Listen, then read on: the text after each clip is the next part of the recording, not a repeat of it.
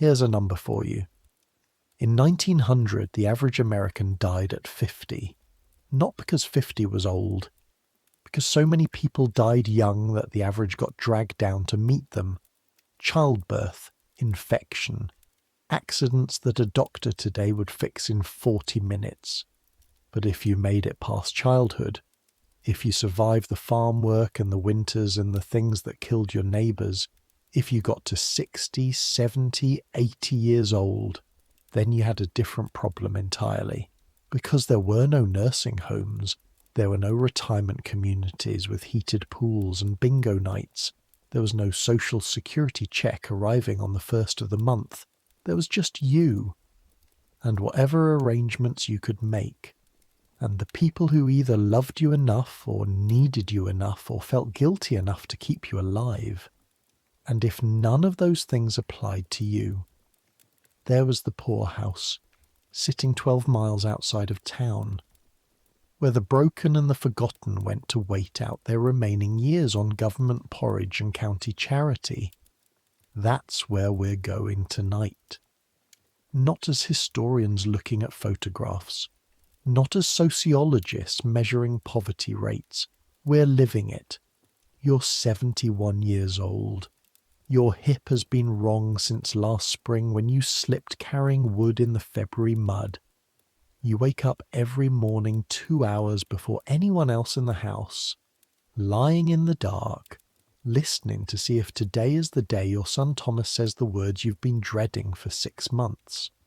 I make these history stories, and I genuinely don't know if any of you are sleeping, or if you're all lying there wide awake at 2 a.m, thinking about your own people who got old and what happened to them, and what's going to happen to you someday. Either way, get comfortable. Here we go. Your eyes open before the rooster. This has been happening for 20 years. Your body simply decided sometime round 1883 that sleep was a young person's luxury and you'd had enough of it. You wake at 4 a.m. regardless of when you went to bed, regardless of the season, regardless of how much your hip is aching. And it is aching this morning, a deep, grinding thing, not sharp but persistent, like something inside the joint is made of sand and loose metal instead of cartilage and bone. You don't move yet. Moving too fast is a mistake you've learned not to make. You lie still and take inventory. The hip, bad, but not the worst it's been. A 4 out of 10 if you were the kind of man who gave numbers to pain, which you're not. But you're finding the scale useful in these last few months, just for your own accounting. Your hands stiff, the way they always are in the morning. The knuckles swollen, the skin tight over them. You flex them slowly under the quilt where nobody can see. Open and close. Open and close. The left one doesn't want to cooperate. It never does anymore. Your chest. Fine. Good. You're grateful every morning for the chest. When your neighbour Elmer Schaefer died last March, it was his heart that went, sitting in his kitchen chair reaching for his morning coffee. Just gone. Like a lamp someone blew out. 68 years old. You don't want to go like that. But you also don't entirely not want to go like that, which is a thought you keep private, deep in the basement of yourself, where you don't examine it too closely. The room is cold. Ohio in November is cold in a way that settles into the walls and the floorboards and the marrow of old bones. The farmhouse, Thomas's farmhouse now, though you still sometimes think of it as yours, which is a habit you're trying to break, has a wood stove in the kitchen and a coal stove in the front room, and neither of them is warm yet because neither of them has been lit. And they won't be lit for another half hour at least when Clara comes downstairs. The window above your bed, the bed in the small room off the kitchen, the room that used to be storage before Thomas and Clara moved their things around to accommodate you, shows a rectangle of black. Not the blue-black of nearly morning. The genuine, pure black of 4 o'clock, when the world has entirely given up on pretending night is almost over. You can smell the house around you. Wood smoke, old and settled into the plaster, the smell of every winter you've lived through in this building. Beneath that, the slightly sweet smell of the dried herbs Clara keeps hanging in the kitchen. Peppermint, chamomile, something she uses for the children's coughs. The faint underlying smell of the animals coming up through the floorboards from the barn, smell that clings to Thomas's coats and boots, no matter how long they air on the porch. And your own smell, which you are aware of in a way you weren't when you were 40 or 50 or even 60. The smell of an old body in old bedclothes. Not dirty exactly, just lived in. The smell of age, which has its own specific quality that no younger person can quite identify until they're inside it. You lie there and breathe it all in. The house is yours in these early hours in a way it isn't once the family wakes up. Once Clara and Thomas are moving through it. Once the children, Robbie who is 9, May who is 6, and little George who just turned 4 and is still in the stage where he falls asleep mid-sentence and wakes up furious at the world. Once they're all awake and moving, the house becomes their house. Their noise, their smells, their purposes, but right now it's yours, which is something. You begin the slow process of getting up. First, you sit. This takes a moment of negotiating with the hip. You push yourself upright against the headboard, and the joint protests with a sound you feel more than hear, a sort of grinding complaint from somewhere deep in the socket. You sit for a moment, legs still under the quilt, waiting for the complaint to subside. On the floor, beside your bed, your boots, your trousers folded over the chair back, your flannel shirt, your wool vest. You've been dressing yourself for 67 years. You shouldn't need to think about it, but dressing yourself when your hands don't work properly and your hip objects to every angle is a problem that requires strategy. Socks first. You've learned to do socks before you stand while you're still seated. Trying to put a sock on a foot you can't lift properly while standing is a recipe for falling, and falling at 71 is something entirely different than falling at 30. When Thomas's boy Robbie falls, he bounces. When a man your age falls, things break. Things that don't grow back properly. The socks are thick wool, knitted by Clara last Christmas. They're still good. Everything Clara makes is still good 2 years later. She has a quality about her work that you recognised early. You noticed it before Thomas did, actually, though you never said so. A kind of stubbornness in the craft. Trousers next. Stand. One hand on the headboard, the careful putting of one leg and then the other, the weight shifting, the hip registering its ongoing complaint. Suspenders over the shoulders, the satisfying snap of them, the flannel shirt. Your hands fumble the buttons. This is the thing that gets you, not the hip exactly, not the stiffness in your knees or the way your back tightens up when you've been still too long. It's the buttons. You used to be able to button a shirt in the dark, feel in 30 seconds. You know because you had to.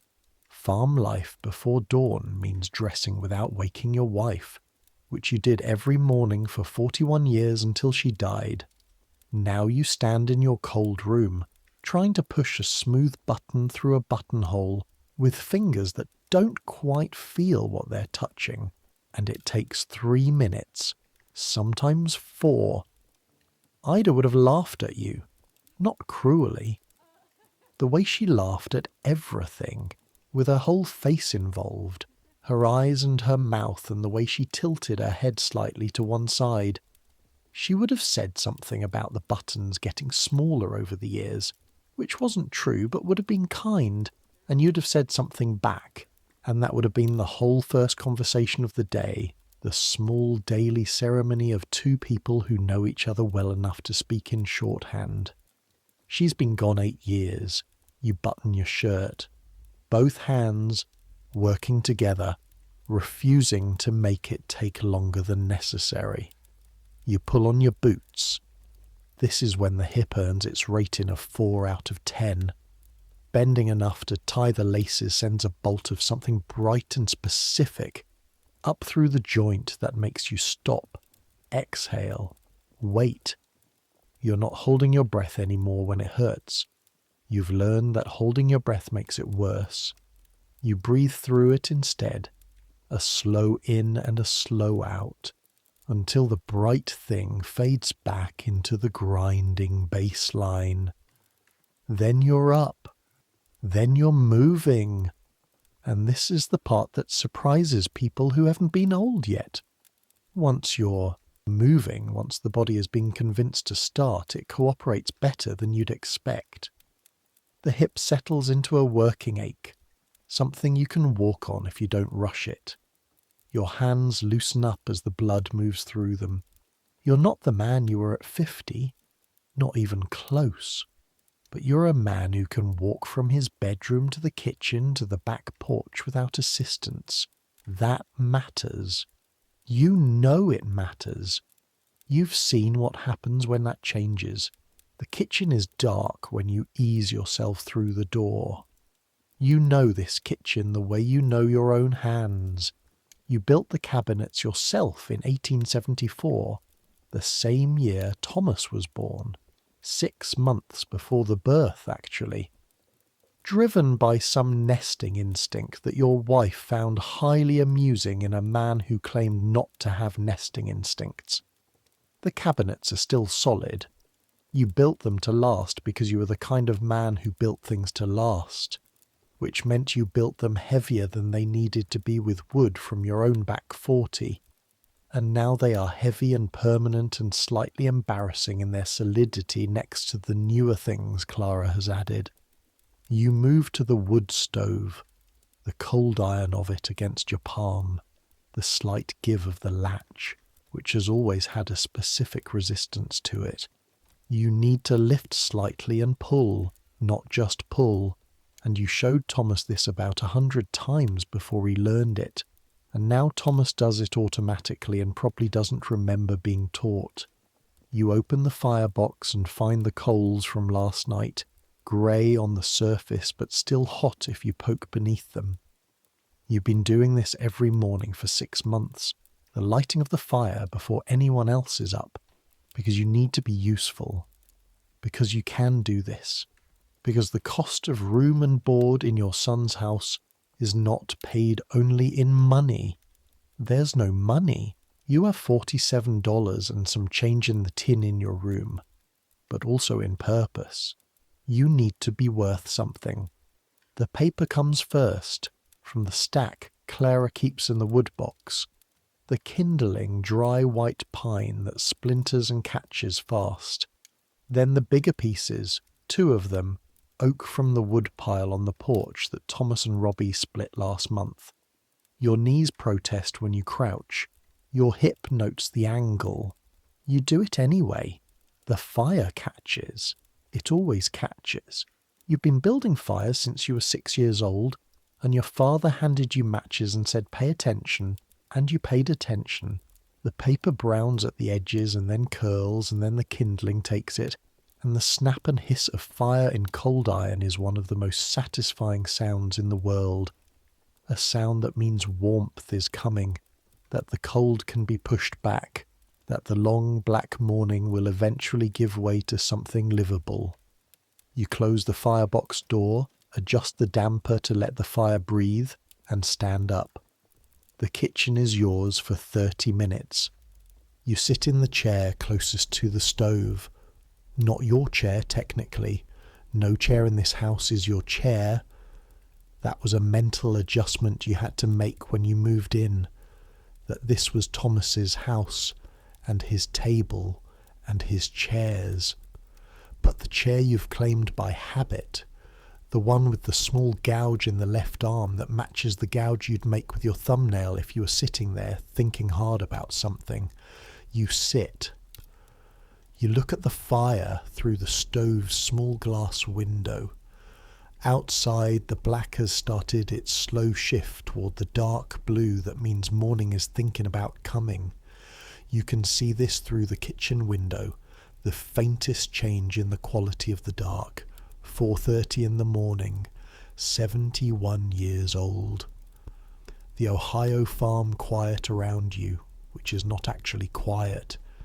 There's the tick of the stove as the metal expands, the creak of the house settling in the cold, the distant sound of one of the cows in the barn shifting her weight, the wind coming off the field to the north doing its low, insistent thing against the west wall. You know every sound. You know which creak means Robbie is getting up to use the pot and which creak means the house is just talking to itself. You know which sound of wind is just wind and which is the front coming in that means tomorrow will be worse weather. You know the difference between the particular cow sounds by time of day and what each one requires. You know this farm, this land, this air. It was yours for 33 years. You broke it. You planted it. You buried.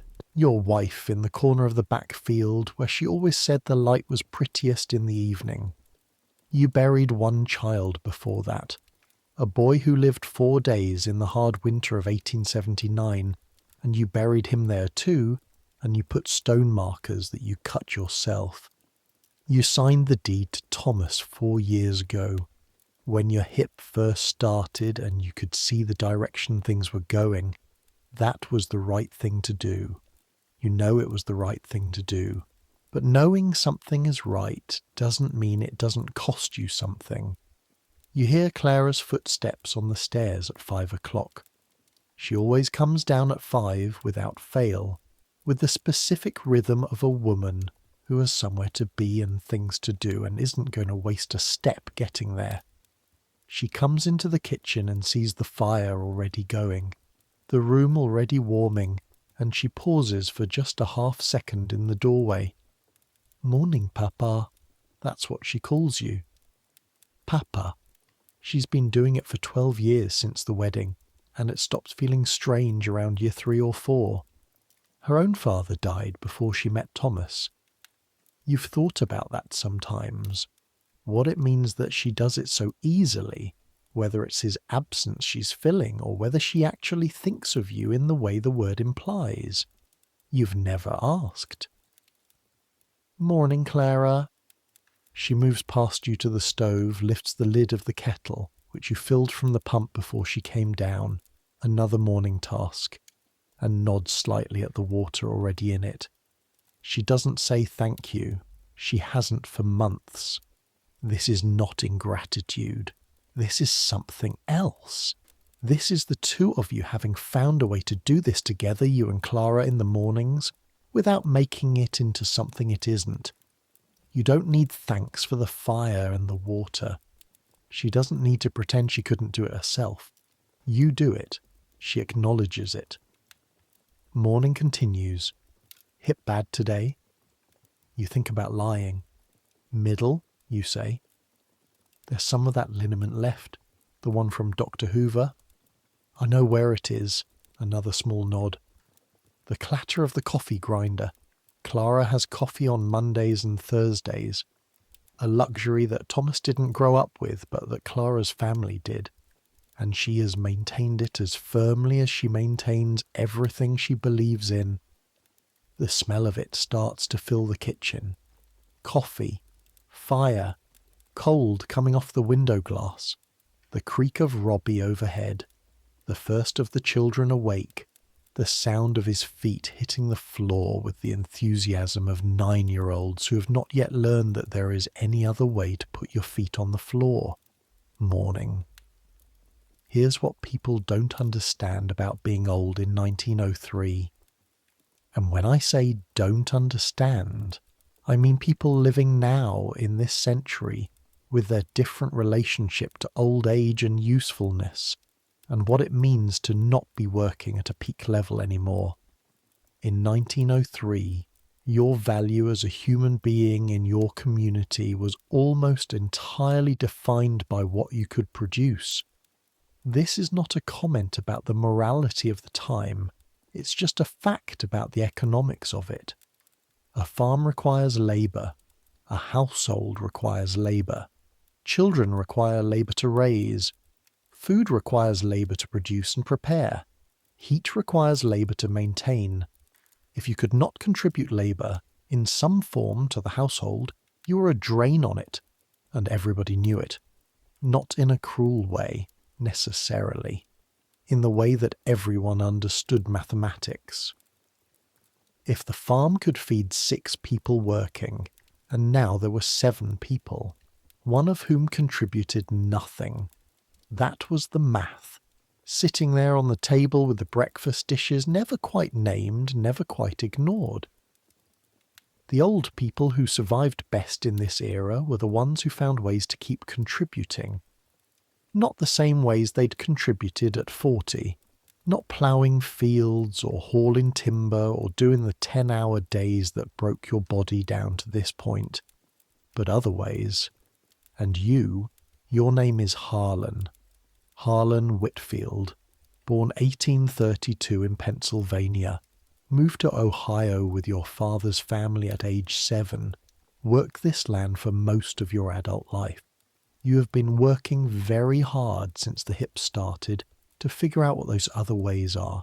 You can still shell corn, sitting down, hands moving through the dried ears, the hard, satisfying snap of kernels coming free, the pile growing in the bushel basket between your feet. You can do this for hours. Your hands know how without your brain having to get involved, and that frees the brain to be somewhere else, which is sometimes a blessing and sometimes the opposite.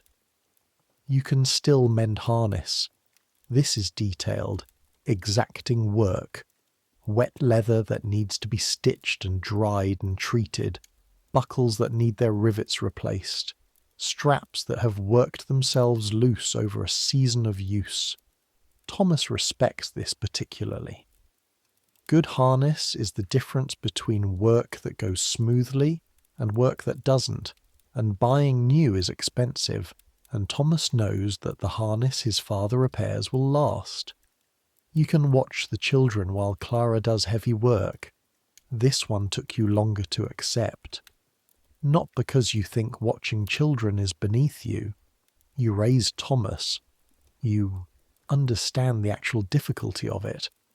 But because sitting with George while Clara does the wash or carries in firewood has a specific quality of reversal that you are still adjusting to.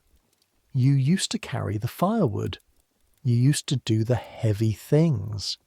Now you sit with the 4-year-old and carve him small animals out of scrap wood and tell him about the time you saw a bear in the back 40, which was 1867, and you weren't frightened of it at all.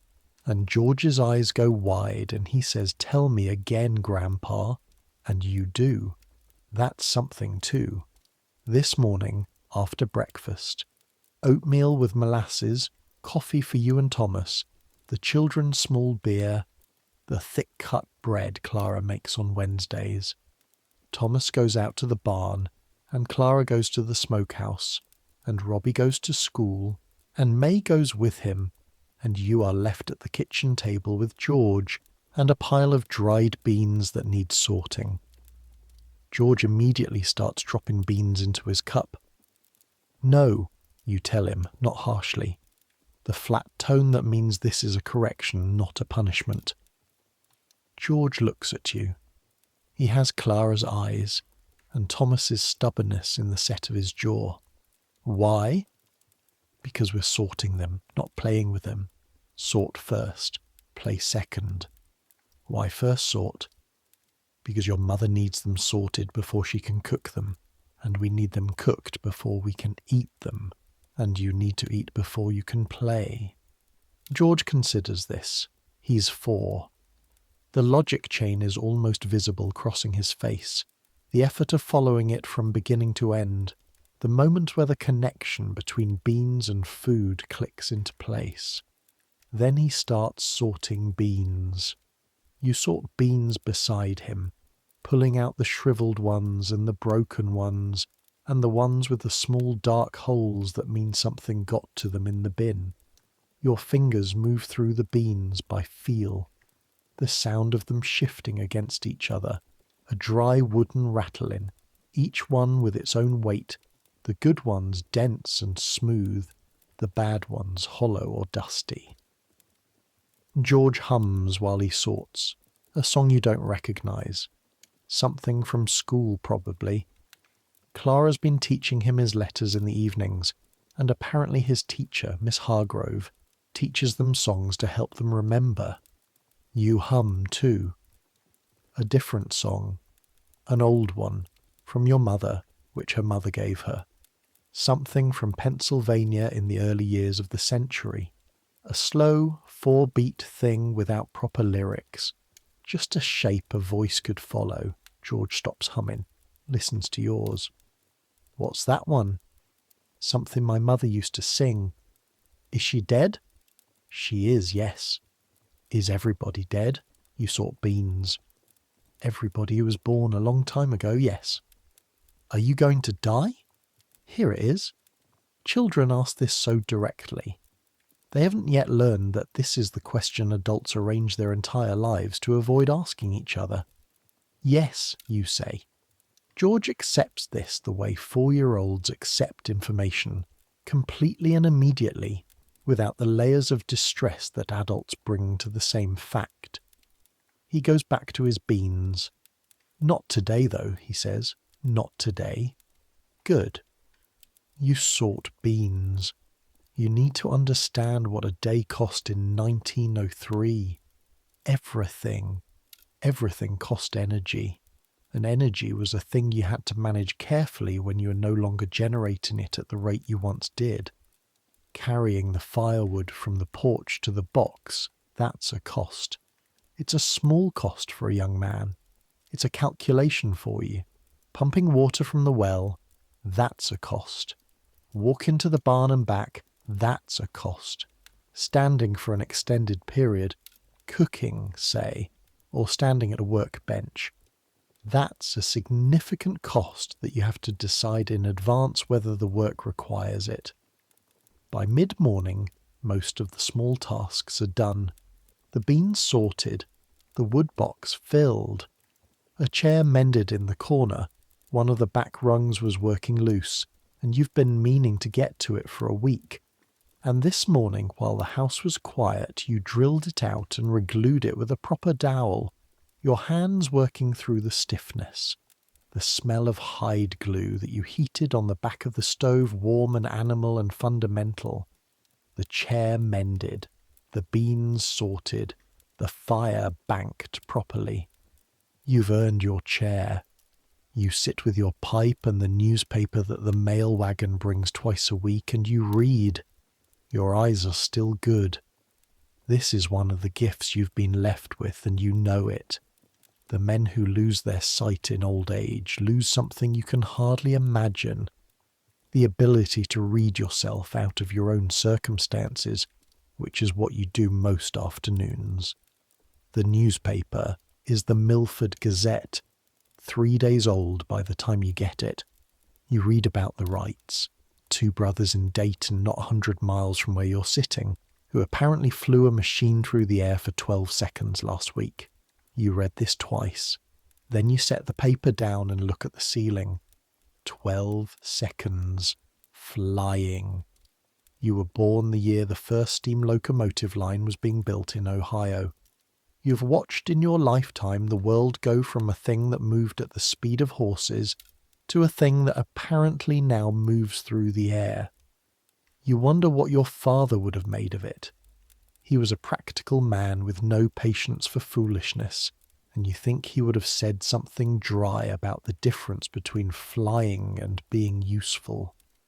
But he died in 1878 at the age of 69, sitting in a chair not unlike this one, and he never had to figure out how to be old in a world that was changing this fast. You read the rest of the paper.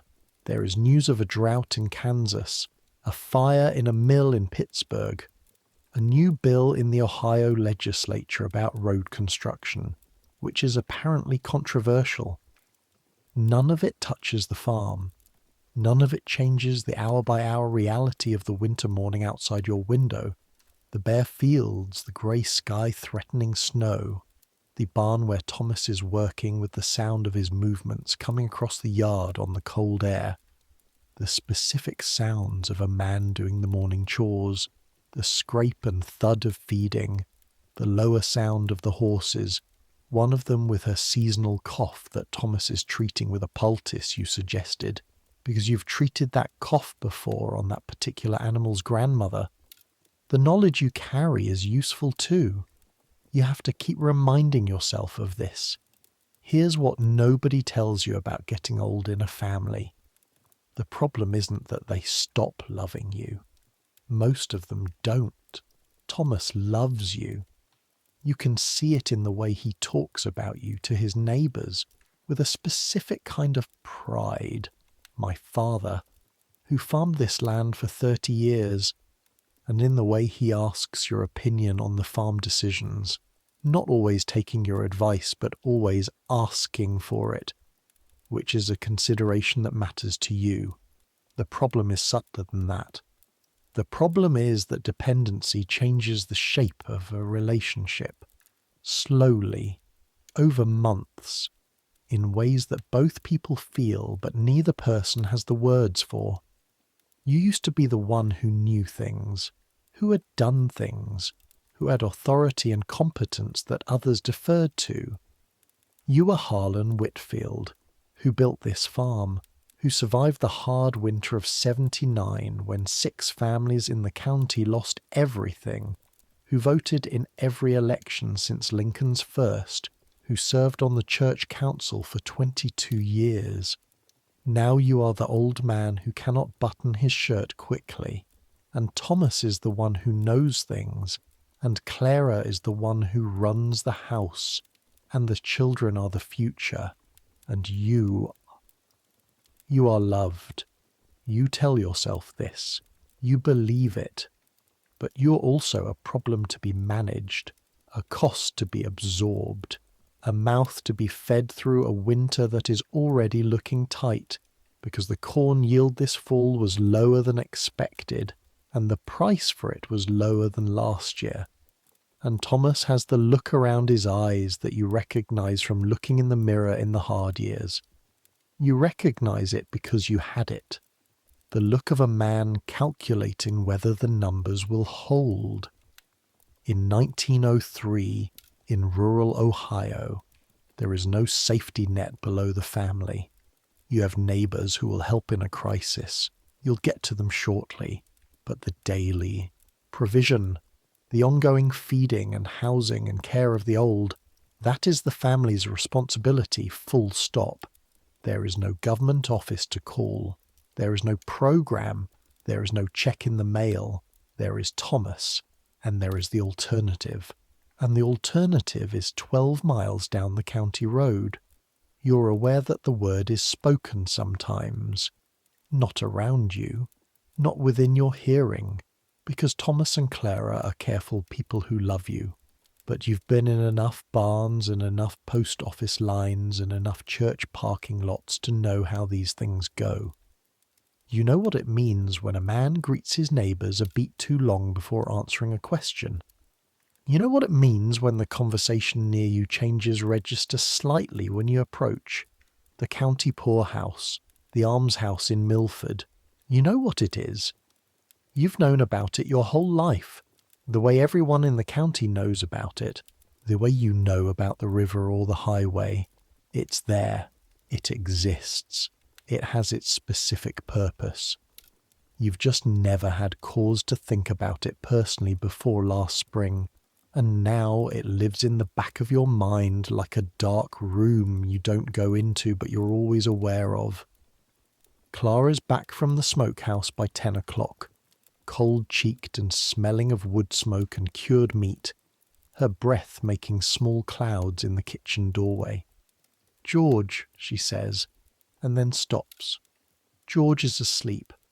He's fallen asleep in the chair beside you, his small head having somehow migrated to your thigh without your noticing, his hand still loosely holding one of the small wooden deer you carved him last month. Clara looks at this. Her face does something complicated. Gratitude and something else. Something that might be grief, though that seems like too strong a word for a moment where nothing bad has happened. "He wore himself out helping me," you say. "He wore himself out sorting beans." He was very committed to the sorting. The corner of Clara's mouth lifts. "I'll just leave him." "Fine by me."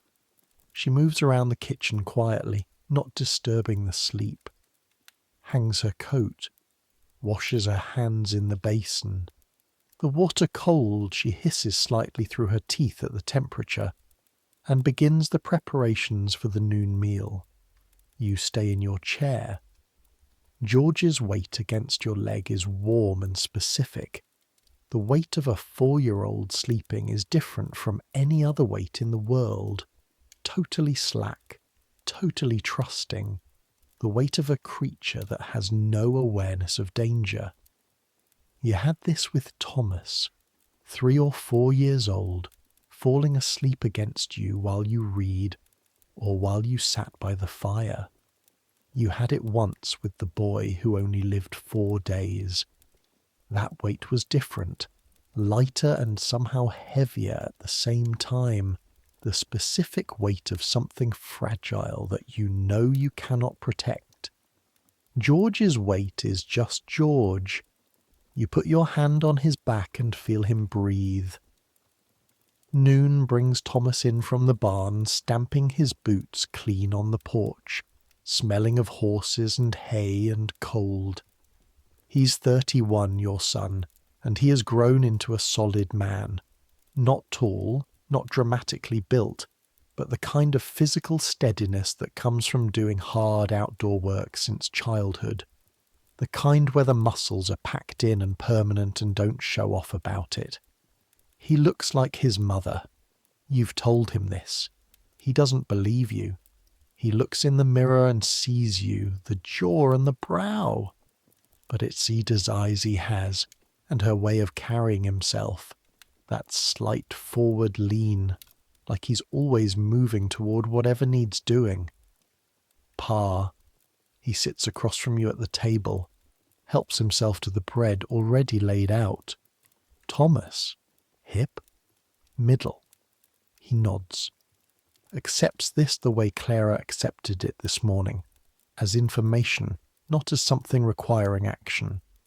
This is one of the things Thomas does well, the receiving of information without immediately trying to fix it. Ida did this too. You've always been more of a fixer, the one who hears about a problem and immediately wants to know what tool to pick up. Age has been slowly teaching you to put the tools down. Fence on the north section, Thomas says. Upper rails loose on 3 posts. I'm going to need a hand tomorrow. You don't say, I can't carry rails anymore. You don't say, my hip won't let me swing a post mole for 3 hours in the cold. You say, I can hold the rail while you nail. Keep it steady. Thomas looks at you. Brief consideration. All right. That's it. That's the whole negotiation. You can still be useful at the fence work in a specific way, and he knows it, and you know it, and nothing further needs to be said. This is how families survive these transitions, when they survive them, the acknowledgement of what can still be done, not the dwelling on what can't. You need to understand something about 1903 that is almost impossible to understand if you've grown up in a world of institutions. There were no institutions to catch you. I don't mean this as a complaint about the past, although it was genuinely terrible in many respects. I mean it as a description of how the social world was organised. Without institutions to catch people who fell through the cracks, the community had to be the institution, the neighbours, the church, the extended family, the informal web of obligation and reciprocity that held rural life together. And it was real. It was imperfect and inconsistent and sometimes cruel and sometimes insufficient, but it was real. Your neighbour, Franklin Haas, who farms the adjacent 120 acres to the east. His father Johannes died 2 winters ago at 76, and for the last 3 years of Johannes's life, when he could no longer do anything useful and his mind had started going too, it was not just Franklin who cared for him. It was the whole church circuit, the women who came and took turns sitting with him, the men who quietly added Haas's woodpile to their own wood cutting when they came by, the minister who came monthly with communion and spent an hour talking to an old man who didn't always know who he was talking to. No money exchanged, no formal arrangement, no meetings called to discuss it. Just the quiet, continuous labour of people who understood that caring for Johannes Haas today meant that someone would care for them someday, or someone they loved, and that this was how the human community worked when it worked properly. You've been on the giving end of this exchange your whole life.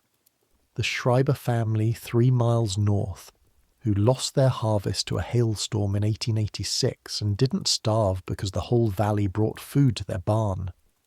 You brought 2 bushels of corn and a smoked ham.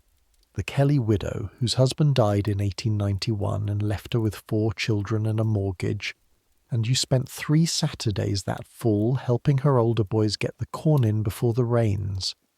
The church council, of which you were a member for 2 decades, that maintained an emergency fund, not much, $20 or $30 at any given time, for families that hit the genuinely hard times. You gave. It was what you did, without thought of repayment, because it was right, and because it was how things worked. Now the exchange is running in the other direction, and you are having to learn to receive it. This is, unexpectedly, the harder thing. Thursday afternoon, the church women come. Not all of them.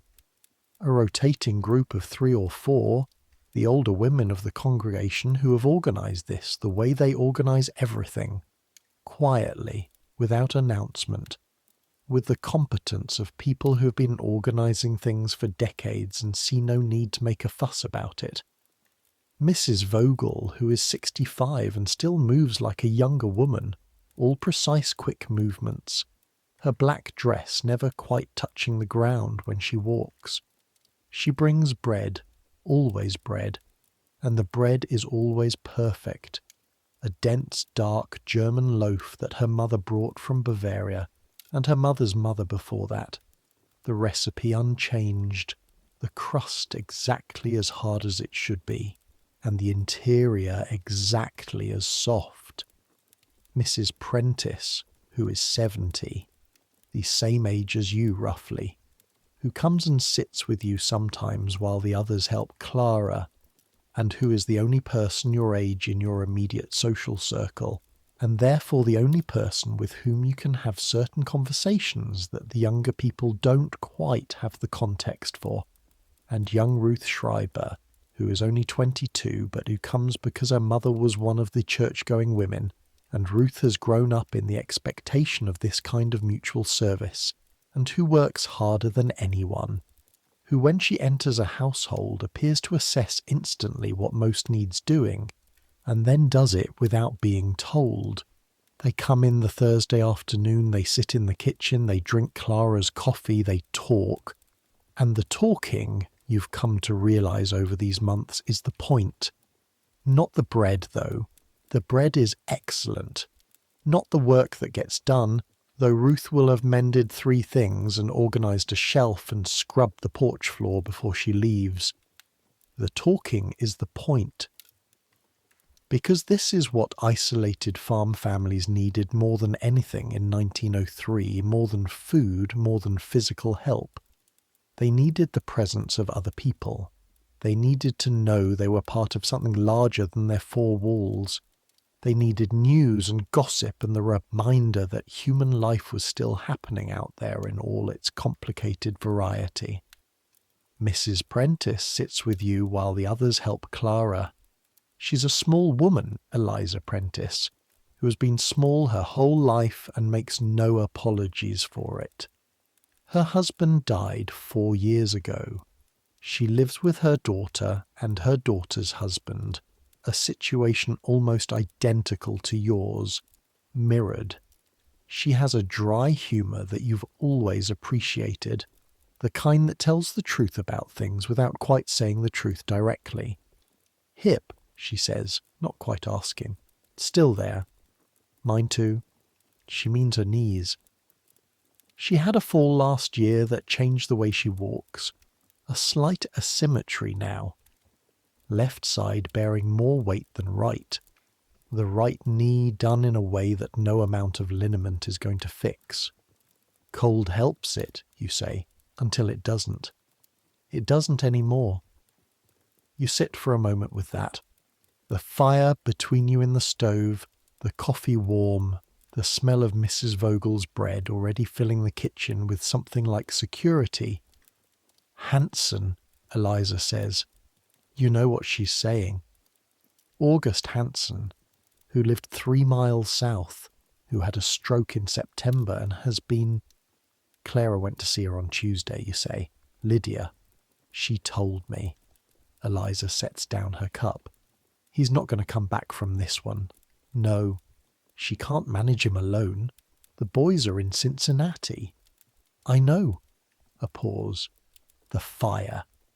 Outside, the bare trees against the grey sky. Are they going to... I don't know, Eliza says. I don't know if the boys are coming back or if there's another arrangement. You both know what other arrangement means. You don't say it. The other arrangement.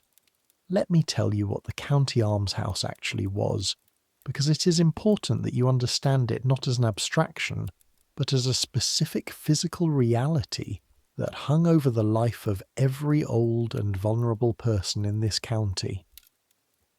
The Milford County Almshouse had been built in 1847, originally as a combined poorhouse and workhouse, a brick building on 20 acres of county land 12 miles from here. By 1903 it had expanded somewhat, a new wing in 1878, some improvements to the kitchen in 1891, and was called officially the County Home for the Indigent, though nobody called it that. They called it the poorhouse, or the county farm, or more grimly just Milford, as in he ended up at Milford, as in she'll end up at Milford if something doesn't change. By 1903 it housed about 60 people. Roughly half of them were old, men and women whose families either couldn't or wouldn't keep them.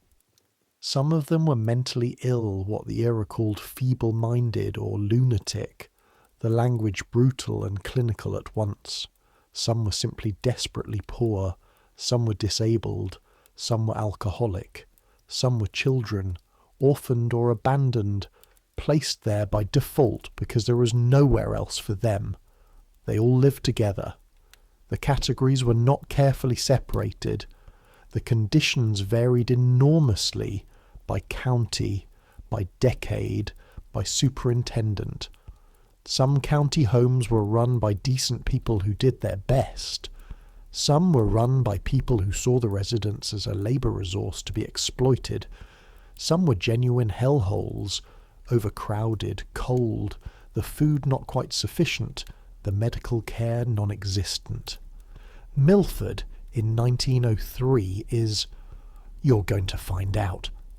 But first, the Thursday afternoon, Mrs. Vogel's bread, the coffee, Eliza Prentice sitting across from you talking about August Hansen, who had a stroke. Ruth Schreiber scrubbing the porch floor with the sound of bristles on wood coming through the wall. Clara laughing at something Mrs. Vogel said. The sound of it specific, Clara's real laugh rather than her polite laugh, the one that surprises itself. George asleep upstairs, recovered from his bean-sorting exertions. The farm around you, quiet in the grey Thursday afternoon, the fields grey and the sky grey and the barn red-brown, the only colour in the whole view through the window. You are warm. You are fed. You're here. Today that is enough. Friday comes with snow, not the gentle decorative snow of Christmas cards. The flat, relentless Ohio November snow that comes in on a north wind, dry and fine and driven, and accumulates with no particular drama and no particular mercy. You hear it before you see it. The change in the wind's tone, higher, more insistent, and then the fine ticking of snow crystals against the window glass. You're up at 4 again. The hip is a 5 this morning, which is worse, and you lie there for a full 10 minutes negotiating before you swing your legs over the edge of the bed. The floor is colder. Your breath makes clouds. Your hands are bad. Worse than yesterday. The cold has settled into the joints overnight, and your fingers are stiff as green twigs, barely functional, the left hand particularly resistant. You spend 5 minutes opening and closing them before you attempt the buttons. The shirt takes you 7 minutes. You count because you're in that kind of mood. 7 minutes for 6 buttons. You think, Ida would have buttoned them for you. She would have said something about the buttons getting smaller as she did it, the thing you imagined earlier, and she would have done it the way she did everything that was for you. Matter-of-factly, without ceremony, the task as the thing and not the service as the point. But Ida has been dead for 8 years, and the buttons are your responsibility. 7 minutes. Fine, you've got time. The kitchen fire is slower to catch this morning. Cold iron, cold kindling.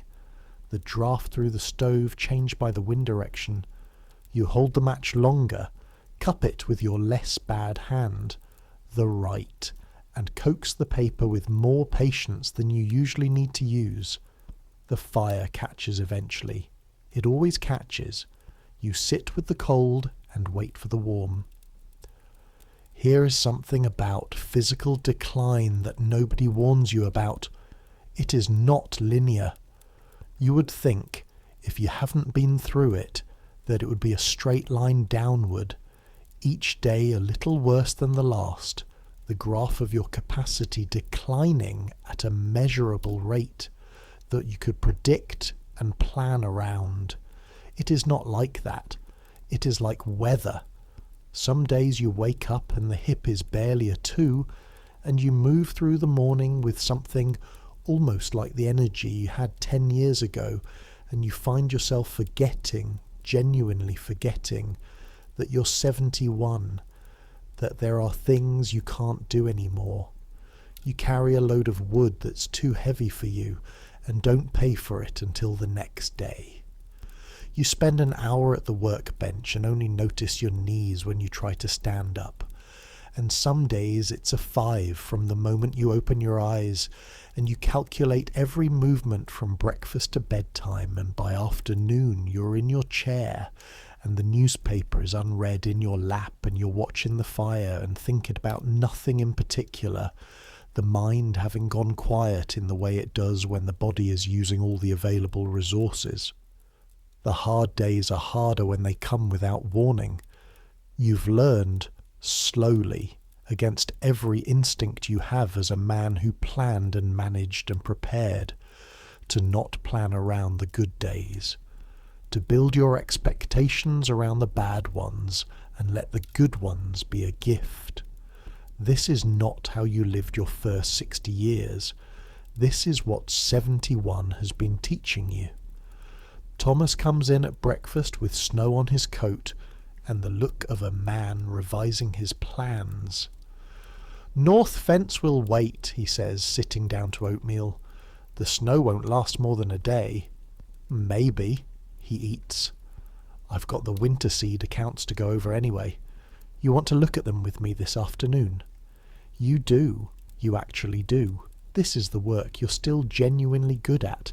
The arithmetic and the planning and the memory for what worked in which field in which year. Thomas grew up watching you make these decisions and absorbed a great deal of it. But he doesn't have 30 years of this specific land in his memory the way you do. "Afternoon," you say. "Afternoon." Clara puts more oatmeal in front of Robbie, who is resisting it with the specific passive stubbornness of a child who has made a philosophical decision against oatmeal and is waiting for the adults to respect it. "Robbie," Clara says, "it's gluey. It's warm. Eat it." "Grandpa, is oatmeal supposed to be gluey?" You consider this. "Depends on whether you cook it slow or fast," you say. "Your grandmother cooked it fast. Mine was chewier." "Which is better?" "Ida's was better," you say, "but your mother's is warm and in front of you." Robbie eats his oatmeal. Clara shoots you a look that is something between exasperated and amused. You look at your own oatmeal. It is gluey, but warm. The seed accounts are 3 years of Thomas's meticulous record-keeping in a ledger that he bought in Milford at the general store. A green-covered thing with his name written on the inside cover in the careful handwriting of a man who doesn't write much but takes it seriously when he does. You sit with it at the kitchen table, Thomas across from you, the snow still coming down outside, the warmth of the house around you. You go through it the way you used to go through it with your own ledgers, year by year, field by field. The wheat that came in below yield in the wet year of 1901. The corn that did well except in the north section, where the drainage is always a problem. The hay, solid and predictable. The hay always comes in because hay doesn't argue with Ohio weather the way corn does. The drainage in the north section, you say. I know. You need to put in a tile. I know, Pa. The slight edge in his voice. Not impatience exactly. More the sound of someone who's been told a true thing too many times. It's the cost. What's the cost of 2 more bad corn years in the North 20? He is quiet, doing the calculation. More than the tile, he says. More than the tile. He writes something in the margin of the ledger. You can't read his handwriting upside down, but you can see it's a number, a cost estimate. Spring, he says. Spring. This is useful. You've been useful this afternoon in a way that matters, in a way that will actually change something about how this farm is run, and you can feel the difference between this and shelling corn or watching George. Both things are valuable, but this is the one that uses what's unique to you, the accumulated specific knowledge of this land, this climate, this county, 30 years of decisions and their consequences. Thomas can't replace this knowledge. Clara can't. No book contains it. You have it. While you have it, you're worth the cost of your room and board and more. You sit together over the ledger while the snow comes down. Outside, the farm is white and quiet. The barn is dim in the grey afternoon. The county road, which you can see from the kitchen window if you look sideways past the corner of the house, is empty. No traffic in this weather, the wagon ruts filling with snow, the road becoming a suggestion of itself. Thomas is talking about the spring planting schedule and you're listening and occasionally noting something, your voice low and even, both of you bent over the green ledger. For a few hours in the warm kitchen with the snow outside, you're just 2 men working through a problem together. Not father and dependent, not host and burden. just two men who know the same land, thinking about what to do with it next.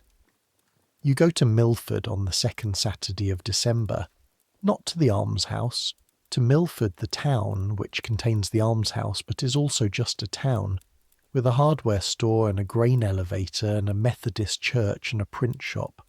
Thomas takes you in the wagon, the two of you wrapped in coats, and the buffalo robe your father bought in 1871, which has been in the family since then, its fur worn thin in places but still adequate against the December cold.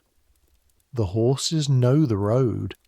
The road is frozen hard, the wagon's wheels loud on it, the cold air smelling of wood smoke from the farmhouses you pass and of the cold itself, which has its own specific smell in December in Ohio, dry and sharp and faintly metallic. 12 miles, an hour and a half in good conditions. You sit beside Thomas and watch the county go by. This is your county. You've lived in it for 64 years, since your father's wagon came over the state line from Pennsylvania when you were 7, and you know it the way you know your own body. The names of every family on this road. The history of each farm, who settled it, what happened to them, who has it now. The geography of it, where the good land is and where the clay sits 2 feet down and breaks the ploughs. You know when something has changed, and things have been changing. The Weisberg place, which used to run 60 head of cattle, is down to maybe 20. You can see the pasture from the road, the visible contraction of the operation. The Kellys, who you helped in 1891, have added a dairy barn and are clearly doing better than they were. A new family on the old Morrison place, name you don't know, the house repainted and a new fence going up. Life continuing, old things ending, new things beginning. Pa, Thomas says.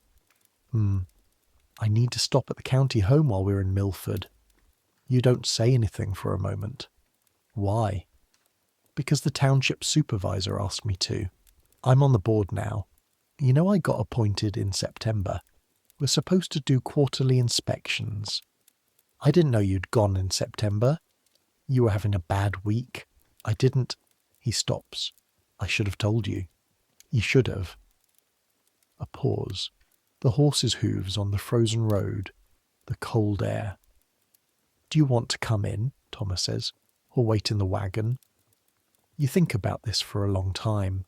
A quarter-mile of road goes by. Come in, you say.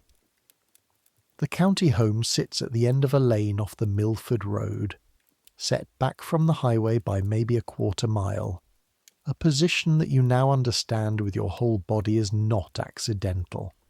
It is set back from the road the way certain conversations are set back from polite discourse. Present, acknowledged, but not placed where you have to see it directly every time you pass. The main building is brick, 2 stories, solid in the way county buildings of the 1840s are solid, built to last and to contain, the windows small, the proportions institutional. There's a newer wing to the east, the brick a slightly different colour, and outbuildings for the farm work that the residents are expected to do. This is still partly a workhouse in concept. The able-bodied residents required to contribute to the maintenance of the place. There is a smell when you approach. Not one smell. Layers. Cabbage. Cooked a long time. The specific cooked vegetable smell of institutional food, which you've never experienced before but which you recognize immediately, instinctively, as the smell of too many people being fed on too little variety from a kitchen that has to be efficient rather than good. Beneath that lie soap and something else, something underneath the soap that the soap is meant to cover but hasn't quite succeeded. The smell of many bodies in close quarters, the specific sourness of illness and age and inadequate ventilation, coal smoke from a chimney that doesn't draw quite right, the smoke coming back down instead of going up, leaving a sooty taste in the air. And cold, despite the building, despite the heating, a specific trapped institutional cold that seems to come from inside the walls rather than from outside. You stand in the doorway of the main hall. Thomas is talking with a man in a brown coat. The superintendent, Mr. Abrams, a lean man of 50 with efficient movements and the manner of someone who's used to being assessed and has developed a script for it. And they're moving toward an office to look at records. You stay in the hall.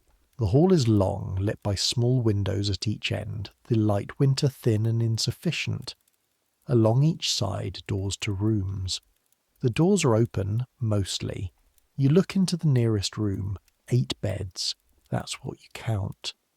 8 iron beds, in a room that a generous estimate would call large enough for 4, each bed with a person in it, or near it. Some of the persons are very old. Some are not old at all. A man who might be 40, staring at the ceiling, utterly still. A woman knitting in the small space of light near the window, her fingers moving with the automatic labour of someone who knits not for pleasure, but because it is something her hands can do without being told. The beds are made with tight grey blankets, military corners pulled flat, not comfortable, functional. The blankets are not the woolen care of something Clara made. They are county wool, coarse and utilitarian. One old man near the door looks up at you. His face is... He is not unkind looking. He's just very old. Much older than you, maybe 80, maybe more.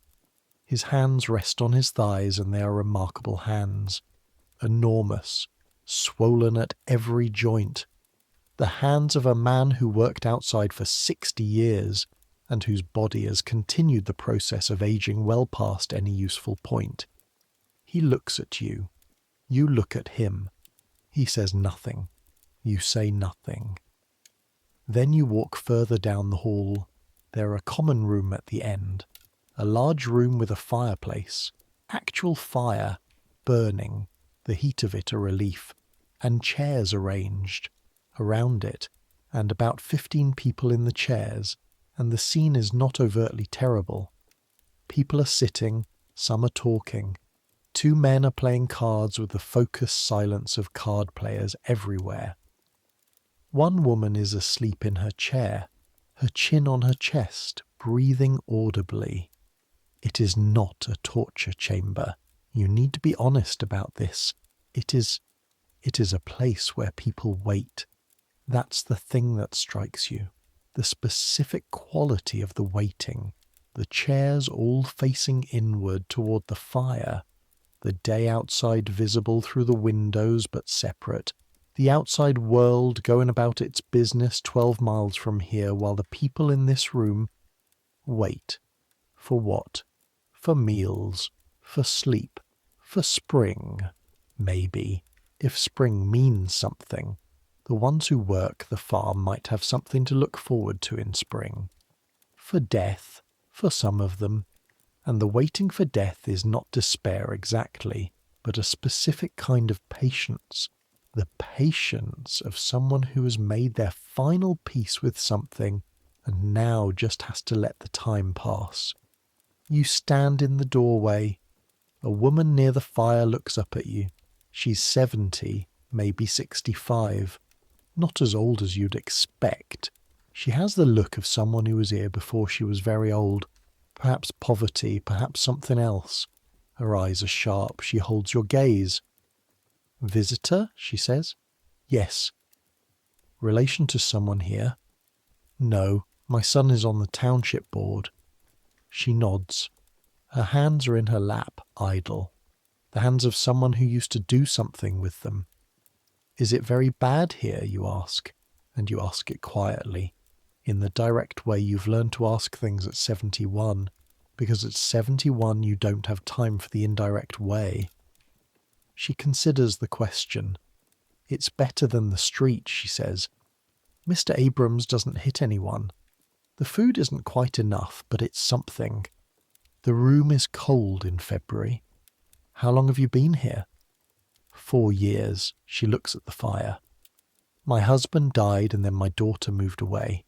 She married a man in Pennsylvania, and I had no money and no situation. So. The word contains everything. What did you do, you ask? Before? I was a milliner, made hats. Her hands move slightly, a reflex. The hands that used to make hats. I still do sometimes. Mr. Abrams lets me use the fabric that comes in. I made that woman's bonnet. She gestures at the sleeping woman. The wool one? You look. The bonnet on the sleeping woman is good work. Better than good. The sort of precise, considered work that takes skill and takes caring. It's good work, you say. Thank you. She looks at you with those sharp eyes. Don't end up here, she says. Not if you have a choice. Not if someone will have you. Then Thomas is calling for you from the hallway, and you turn and go. You don't speak for the first mile. The cold is significant now, the afternoon having moved past noon, and the light already thinning toward the early dark of December. The buffalo robe across your laps. The horses moving at their patient pace. Thomas doesn't press you. He's like this, Thomas. He gives you room. Ida gave you room this way too. The family talent for knowing when a person needs to be with their thoughts. You watch the county go by, the same farms you saw on the way in, same frozen road, same grey sky. Different, somehow. The woman making hats, you say eventually. Thomas knows who you mean. He was doing his inspection. He saw more than you did. Mrs. Cavendish, he says. She's been there 4 years. The superintendent told me she's one of their... He called her a capable resident. She helps with the newer arrivals, shows them the routine. She should be somewhere else. She has nowhere else. You sit with this. How many of them have nowhere else? About 2/3. Thomas's voice is careful, the voice he uses when he's giving you information he knows you don't want. Some of them have families who couldn't manage the care. Some of them have families who chose not to manage the care. Chose. It's complicated, Pa. I'm not. He stops, restarts. A man with 7 children, and a failing farm, and a father who can no longer move under his own power. The father ends up at Milford. Is that neglect? Is it? I don't know. No, you say. No what? No, it isn't purely neglect. It's... You think about the man with the enormous swollen hands staring at you from his bed. It's the situation. The situation is the problem. Thomas is quiet. The situation being no other option, you say? Yes. The horses breathe small clouds. A crow crosses the road ahead of you, black against the grey sky. I'm not going there, Thomas. Pah! I'm not going there. I'm telling you that not as a demand or not as an accusation. I'm telling you because it's important that you know it's important to me. Whatever happens, whatever my hip does, whatever my hands do, I'm not going there. Thomas drives. His hands are steady on the reins. All right, he says. 2 words. All right. All right, Pa. He looks at the road ahead. You built this farm. You raised me on it. You're going to die in the house you built, in a bed with a proper blanket and people who know your name. That's not a negotiation. That's just how it is. You look at the side of your son's face. 31 years old, the jaw you see in the mirror, the eyes that are his mother's. Clara knows, Thomas says. She never said.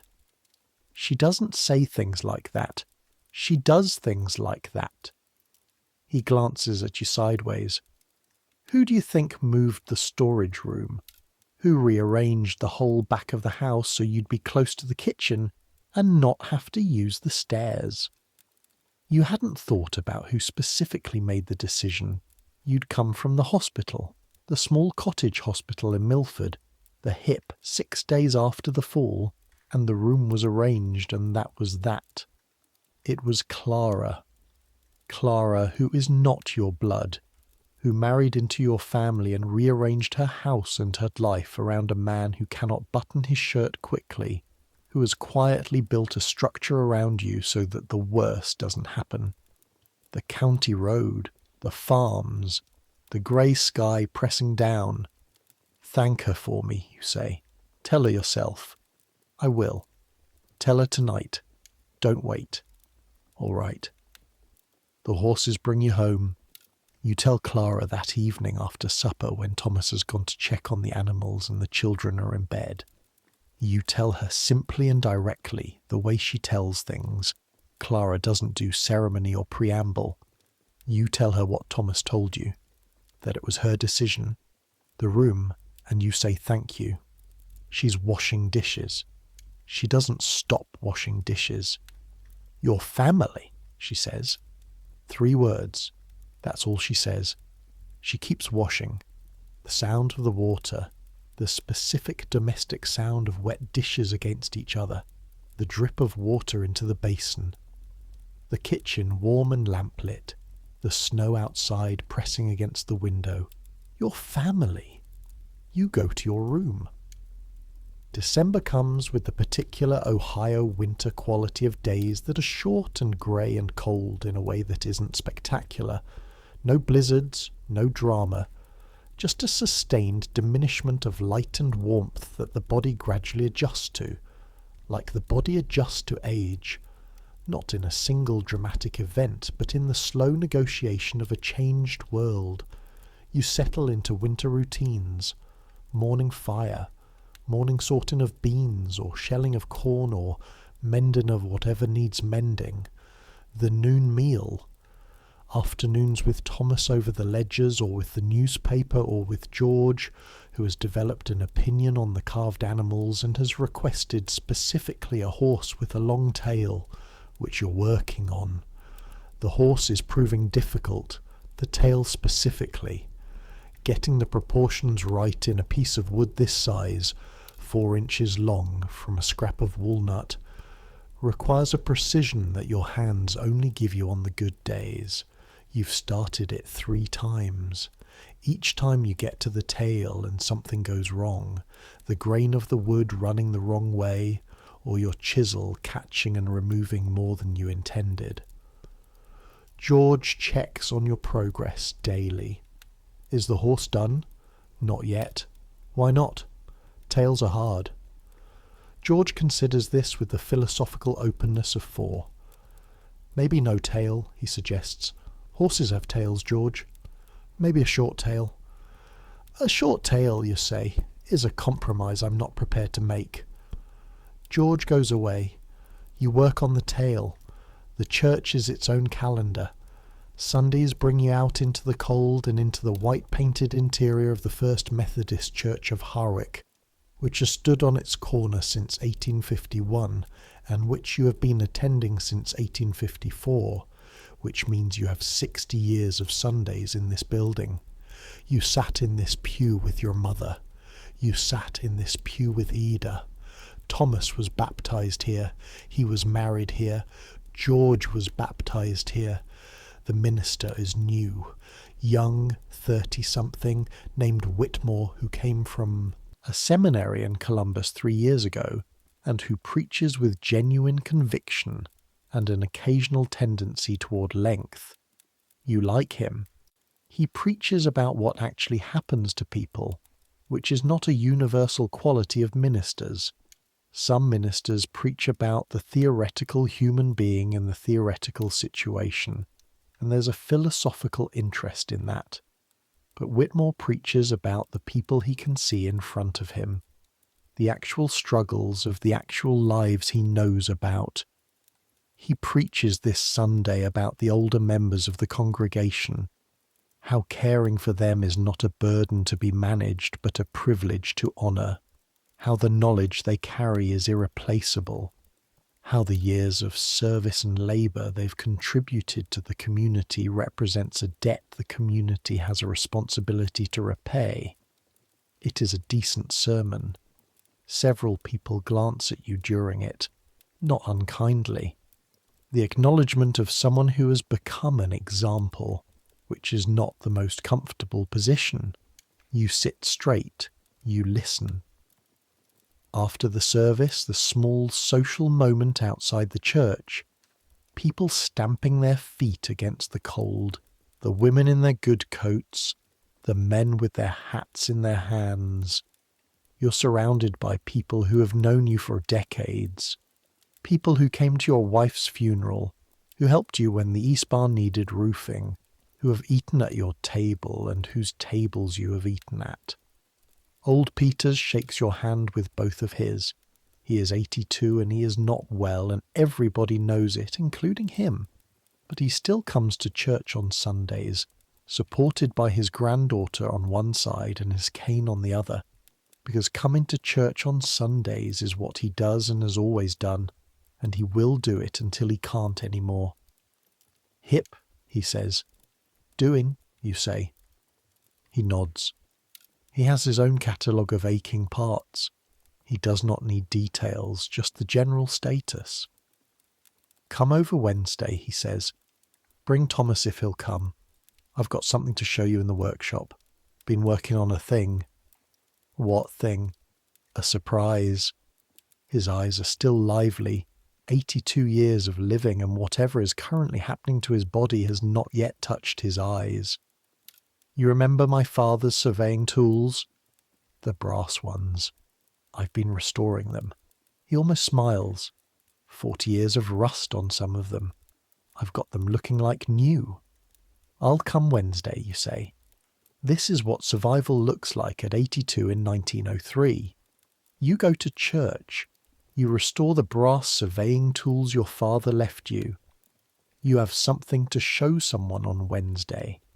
The alternative is to give the days to the waiting. Old Peters has chosen not to do that, and watching him walk carefully across the frozen ground toward his granddaughter's buggy, you think, that is the model. Hold on to the specific gravity of things, the tools, the project, the Wednesday appointment, the particular weight of a piece of brass in your hand, cleaned and bright. January comes with a hard freeze. You've been through hard freezes before. Ohio winters are not gentle, and you know all their varieties. The wet freeze that coats everything in ice and makes the world into a crystal danger. The dry, bitter cold that comes from the north and turns everything to iron. This is the dry, bitter kind. -15 on the coldest morning. You know this because Thomas comes in from the barn with the thermometer reading and his eyebrows frosted and the horse's breath visible through the barn door from 20 yards away. Your hip is a 7, not the worst it's been. The worst was a 9, 3 weeks after the fall, when you were still in the hospital in Milford and the rain hadn't stopped for 4 days and the joint seemed to be filing a formal complaint with every relevant authority. That was the week you learned to breathe through it. A 7 means limited movement. A 7 means the fire and the chair and the small radius of the kitchen and the back room. But you've been watching for something like this. You have a project. From the old trunk in your room, you've gotten out the papers. 40 years of farm records, going back to the first year you broke the upper field, written in your own handwriting and your father's before you. Dates and yields and decisions and outcomes. The record of the land. Thomas doesn't know most of this exists in the detail it does. Your father kept meticulous records. You kept meticulous records. And the records are a map of what this particular soil does in what conditions, of which decisions played out and which didn't, of the patterns that you can only see when you lay 40 years side by side. You spend the bad week organising them. Your hands don't like it. The fine work of sorting thin pages, the cold infiltrating through the windows into the room, your fingers making mistakes and dropping things and having to start over. But the hip doesn't care what your hands are doing when you're sitting down, and your eyes are still good, and your mind is still good, and there is a particular pleasure in this work that transcends the physical difficulty. You are making something. Not the carved horse, though you're still working on that when your hands cooperate. This is larger, a ledger, a new one that Thomas brought you from Milford when you asked, in which you are transcribing the essential information from 40 years of papers into a single organised form, organised by field, by crop, by decade. With your notes on what the patterns mean, what they predict, what they advise. When you're done, and you're aware this project might outlast your capacity to complete it, which is an awareness you're learning to live alongside. When you're done, Thomas will have a document that contains 40 years of accumulated knowledge about this specific farm. That document won't exist if you don't make it. No one else can make it. You write through the bad week. Your handwriting is smaller than it was. The hands making smaller motions, finding it easier to stay compact. But it's legible. You make sure it's legible. What good is knowledge that can't be read? George comes in to check on the horse. Is the tail still working on it? He looks at your papers. What's that? The story of the farm. He looks at the columns of numbers. It doesn't look like a story. Numbers are a kind of story. When you're older, you'll understand. Can I have the story? Someday, when you can take care of it properly. George looks at the papers with new interest, the interest of something being withheld. I'll take good care, he says. I know you will, you say. There's a Sunday in January when you can't go to church. The hipper to 6, the cold. Thomas looks at you across the breakfast table and you look at him, and you both know you're not putting on your church coat this morning. You stay home. It's the first Sunday in 60 years you haven't gone to church except for illness. This is illness of a sort. You sit by the stove with your Bible, not reading it exactly. You know most of what's in it well enough that reading it is more like remembering than discovering. But holding it, the weight of it, the specific worn weight of a book that has been read and carried and set down and picked up for 30 years, the covers soft with handling, the spine repaired once, a long time ago, by a bookbinder in Milford who did the work for 50 cents. You hold it, the house empty around you, the sound of the wind off the fields searching for gaps in the walls. You think about August Hansen. You heard last week that he's been moved to the county home. His boys did come back from Cincinnati, long enough to make the decision, long enough to settle the arrangements, not long enough to change their minds. He's at Milford now. August Hansen, who you've known for 40 years, who helped you put up your East Barn in 1874, who you've sat with at a dozen church picnics, who made the best whiskey in the county before he gave it up in 1891, and who never told you the recipe, who had a laugh like a low bell. He's at Milford now, sitting in that room, waiting. You hold your Bible, the wind off the fields, the farm around you, yours for 30 years, Thomas's for 4.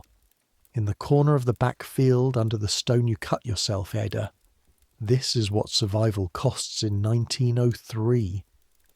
Not money, though it costs money, and the money's never quite enough, and the worry about it is constant. It costs the people around you. It costs your son Thomas, who is 31, and running a farm on tight margins. and carrying the weight of a father's care on top of it, without complaint, without resentment, at least without visible resentment, and you choose to believe in the absence of the hidden kind. It cost Clara, who rearranged her house and her daily labour to accommodate a man who is not her father by blood, and who is becoming progressively less able to carry his weight in the daily economy of the household. It costs the church women who come on Thursdays and Eliza Prentice who sits with you and Ruth Schreiber who scrubs the porch. It costs in ways that are not visible, in the small adjustments that people make, in the silences where they choose not to say something, in the energy spent on the careful management of making you feel useful and valued and not like the cost you are. People bear this cost because they love you, but it is a cost, and you know it, and the knowing of it is part of what 71 years old feels like in 1903, the awareness of your own weight on the people you love, the constant quiet accounting of what you're costing and what you're contributing, and whether those things are in balance. February surprises you, not with warmth. It stays cold, the fields frozen hard, the road still iron, but with light. The sun coming in through the kitchen window in the late afternoon at an angle that hasn't existed since October, a low golden Ohio light that crosses the kitchen floor and reaches further into the room each day. The slow, daily victory of the season turning. You notice this specifically on a Tuesday when you're sitting with your papers at the kitchen table and the light reaches your hand, laying across your knuckles with a warmth that is more psychological than thermal, the feeling of warmth more than warmth itself. You sit with your hand in the light. Clara comes in, sees you, says nothing, just goes about her business in the kitchen. And later, you realise she didn't need to go into the kitchen at all. She was there because she checks on you when you're still too long, the light having made you still for longer than usual. February, you say, without turning around. Yes, she says, starting to turn, starting to. The light on your hand, the papers on the table. You're further along than you expected. The first 20 years are organised, transcribed, annotated. Thomas looked at them last week and sat with them for an hour, and then came to find you in your room and said, quietly, I didn't know about the Eastfield in the drought years. I didn't know Dad had tried corn there and what happened. You told him what happened. He wrote it in the margin, the knowledge transferring, the ledger becoming what you want it to become. The horse with the tail is done. It took 4 tries. The 4th attempt on a good hand day in late January came together in a way you recognised immediately.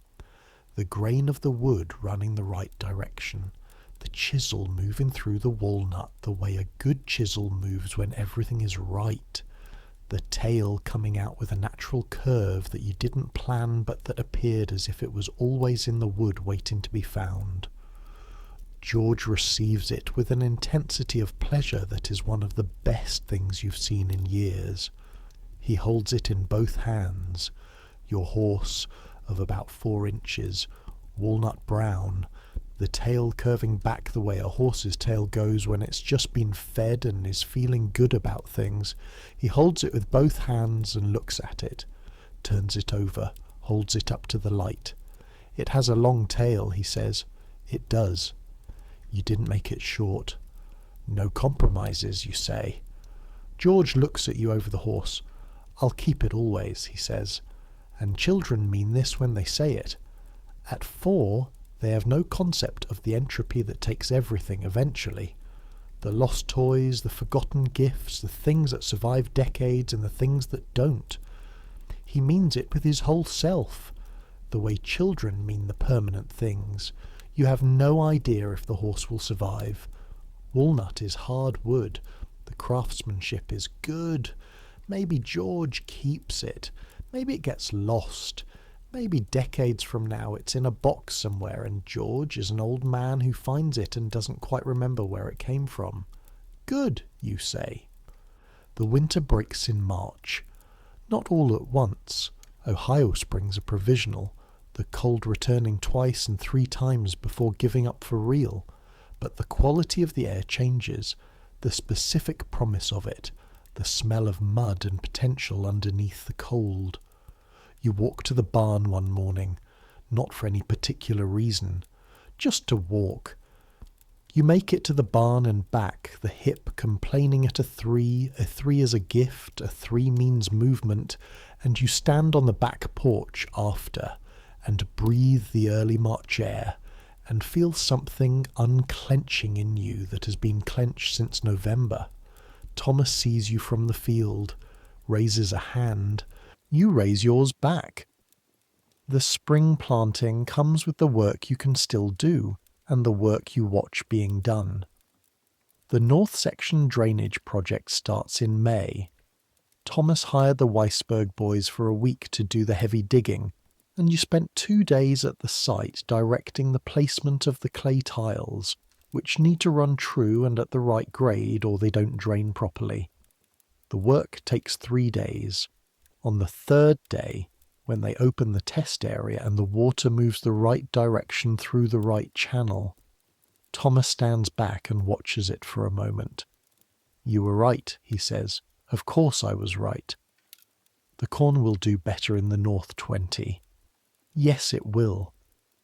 He looks at the drainage channel, the water moving through it, the tiles buried and working, the field already looking different, the standing water gone, the soil beginning to break up properly. "You'll see it this fall," you say. "The yield. You'll see it too." You look at the field. "I'd like that," you say, and you mean it. The specific desire to live to see the corn yield in the drained north field, which is as specific and earthly a thing to desire as you've wanted in a long time. Small desires, concrete desires, the horse with the long tail, the corn in the drained field, the ledger, which is now 3/4 complete, 40 years of the farm's history organised and annotated and set down in a form that Thomas can use. George saying, "I'll keep it always." Summer comes. You sit on the porch in the evenings, in the old chair Thomas brought out from the kitchen, and you watch the farm. The long Ohio summer evenings, the light lasting until almost 9, the fields showing the first real green of the new corn, the north section particularly. It's already clear from the green that the drainage has worked, the plants coming up more evenly, the yellow patched areas from previous years not appearing, the work visible. Thomas comes out sometimes and sits with you. Clara brings coffee. George brings the wooden horse and the other animals. There's a small population of them now, a dog and a cow and a rabbit and the horse with the long tail. And he drives them around the porch in a narrative you can only partially follow. Robbie at 10 has developed opinions and a vocabulary for them. He sits on the porch steps and tells you about school, Miss Hargrove, who apparently said something last week about the Wright brothers, which led to a discussion about flight, which led to a discussion about the future. She says in 50 years everyone will travel by airplane, Robbie says. What do you think? He considers this with the seriousness of 10. I think it's possible. I think maybe not everyone. Maybe rich people.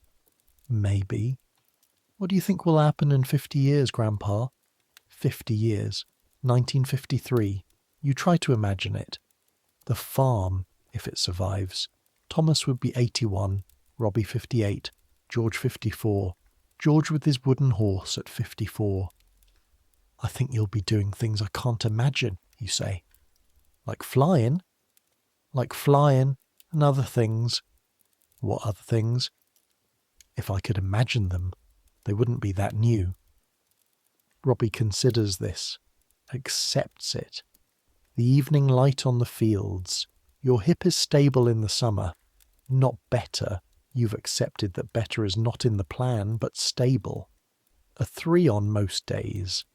The good hand days outnumber the bad ones. You're writing in the ledger. You're mending harness. You're shelling corn and watching George and holding the rails when Thomas repairs the fence. There is a Sunday in August when you are the one who stays late after church, talking with old Peters, who is thinner now, the 82 aging further. Something happening in him that you can both feel but that hasn't arrived yet. And you walk home from church together along the summer road, the two of you slow, your canes on the gravel, the sun overhead, and the corn on both sides of the road, as tall as your chest. Peters is talking about the brass surveying tools. He finished the restoration in February. They're back in their case, bright and perfect, and he's given them to his grandson, who is studying engineering in Cleveland. He came home for Easter, Peters says. I gave them to him. What did he say? He cried. Peters is quiet for a moment, walking. My father brought those tools from Germany in 1848. My father used them to survey this county. I used them for 30 years after him. My grandson is going to use them in a new century. The corn on both sides of the road, the summer light. That's a good thing, you say. That's the best thing, Peter says.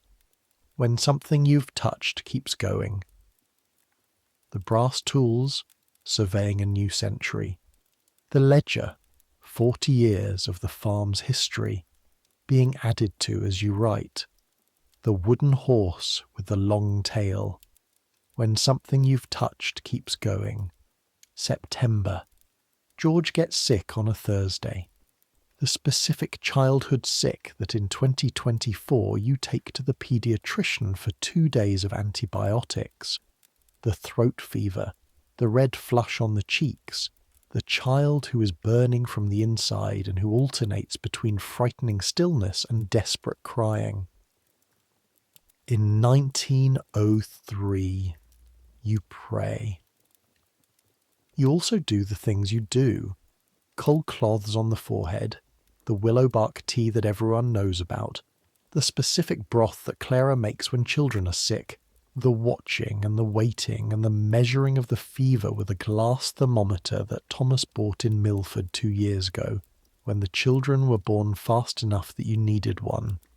Clara doesn't sleep for 36 hours. Thomas goes for Dr. Hoover on the second day, 12 miles in the early morning, and the doctor comes back with him and stands in George's room and says what he thinks it is, and gives Clara a powder and some instructions and says he'll come back in 3 days or sooner if the fever spikes further. You watch this from the doorway. You are not in the room because the room is small and Clara and the doctor need to be in it, and George needs Clara, and you are. You are the person who stays in the doorway. In the 50 years you were young and strong. The person in the doorway was always someone else. You were the one who acted. You were the one who went for the doctor, who held the child, who made the decisions. You are learning the doorway. It is a different kind of useful. You make the fire every morning of George's illness, and you keep it hot, and you carry wood from the porch to the box in increments that your hip allows. 3 pieces at a time, 8 trips instead of 1. But the box stays full. You make the coffee that Clara doesn't have time to make. You manage Robbie and May, who are frightened and underfoot, and need to be occupied and told the right things. The right things being, George is going to be all right. The doctor knows what he's doing.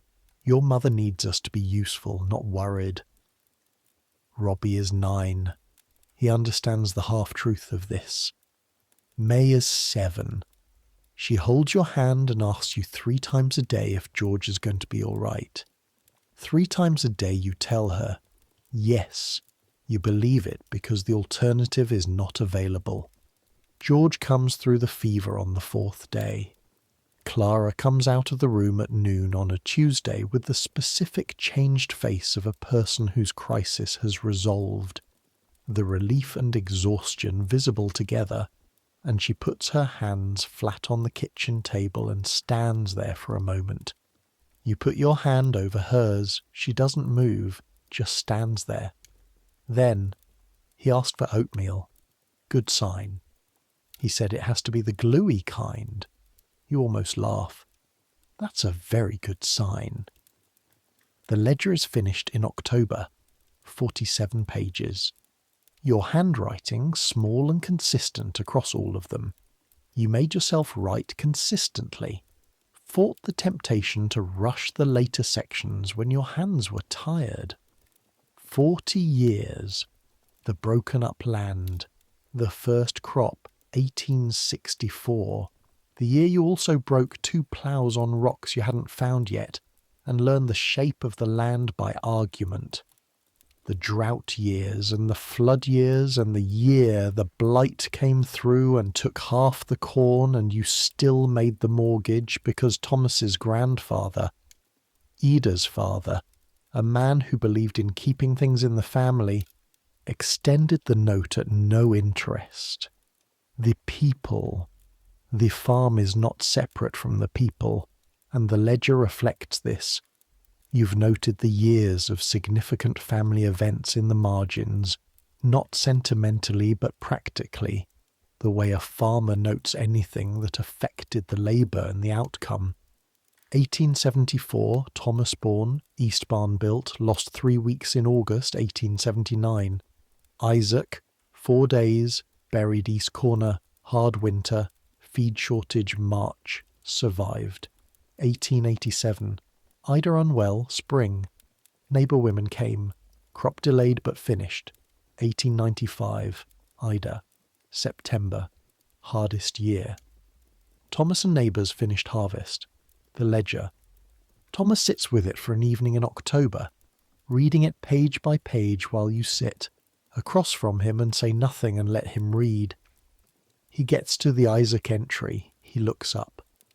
You've never spoken much about Isaac. One of those things, not a secret exactly, but a private grief that you put in its proper place and didn't bring out frequently, because bringing it out was expensive and served no purpose. I didn't know, Thomas says. I knew he existed, but I didn't know the dates. 4 days, you say. Thomas looks back at the ledger, reads the line again.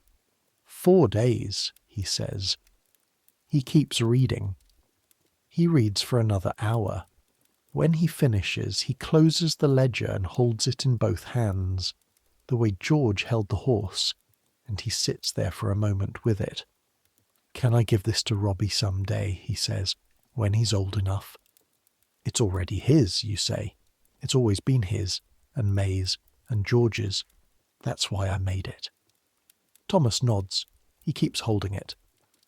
Peters dies in November, at 83, in his own bed, in his own house, his granddaughter beside him, which is, as these things go, a good death. Not a sudden death, not an unexpected one. The kind of death where you've had time to know it's coming and the people who love you have had time to be there. You hear about it Sunday morning at church 2 days after. The minister speaks about him, a long good remembrance that does Peters justice. The brass tools, the survey work, the 83 years. You sit in your pew, the November light through the windows thin and clean, the congregation around you, the faces you've known for decades, the young ones who didn't know Peters, who listened to the minister's remembrance of a man who was simply always there and is now suddenly not.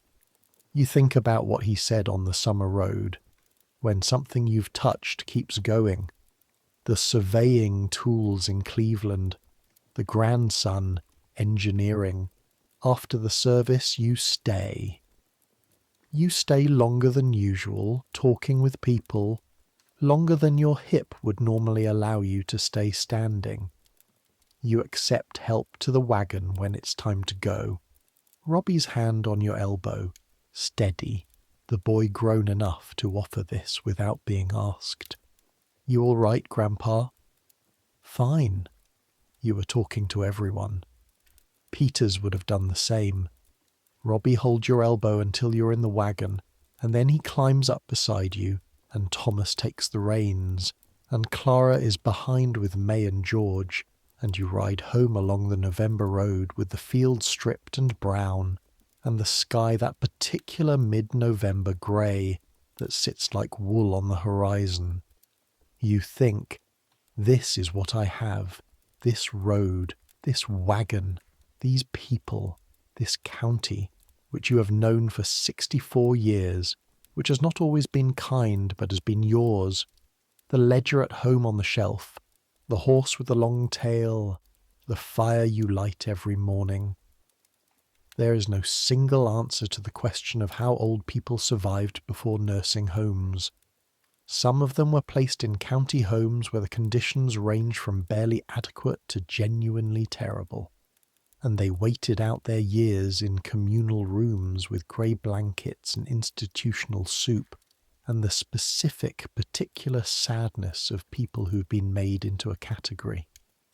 Some of them were neglected by families who couldn't cope or chose not to, and they died alone in cold rooms, and this happened more than anyone liked to acknowledge.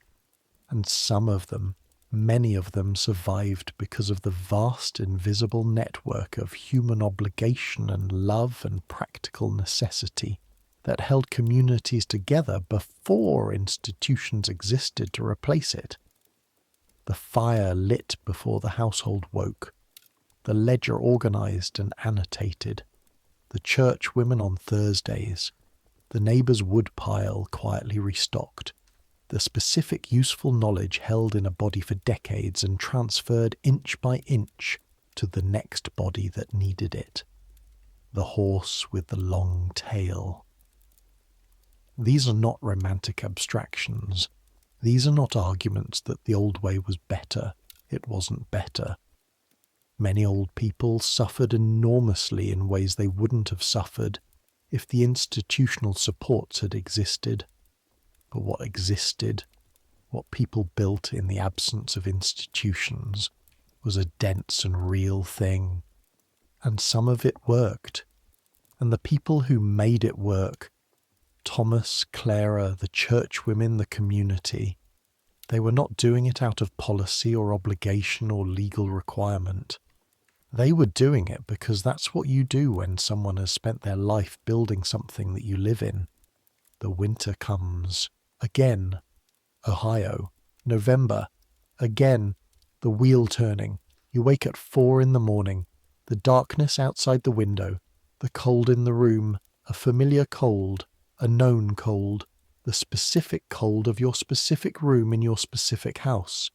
Your hip is a 3 this morning. A 3 is a gift.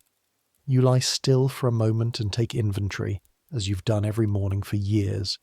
The hands, stiff but functional. The hip, a 3. The chest, fine. The house around you, the sound of it, the tick of the structure in the cold, the creak of familiar boards, the far-off sound of a cow shifting in the barn. Thomas's barn. Your barn. Once. Both things true. In the corner of the back field, under the stone you cut yourself, Ida, somewhere in Cleveland, a grandson using brass surveying tools.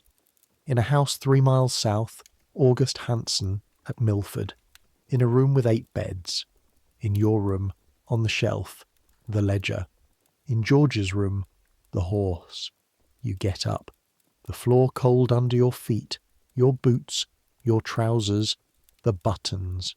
3 minutes this morning, the left hand better than yesterday. You ease through the kitchen doorway, the cold iron of the stove, the kindling, the match, the paper that browns at the edges and then curls, and then the kindling takes it. The snap and hiss, the small contained fire beginning, the heat starting its long work against the cold.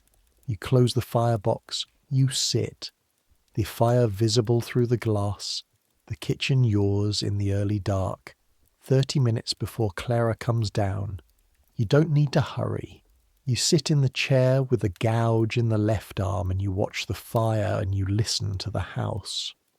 The wind off the field has a particular tone this morning, lower than usual, a sound that means the temperature dropped further overnight than the thermometer predicted. A real cold day coming. You'll need more wood by noon. You'll carry it in increments. 3 pieces, 8 trips. The box will be full. The oatmeal needs to be started soon. Thomas likes it started before he comes down.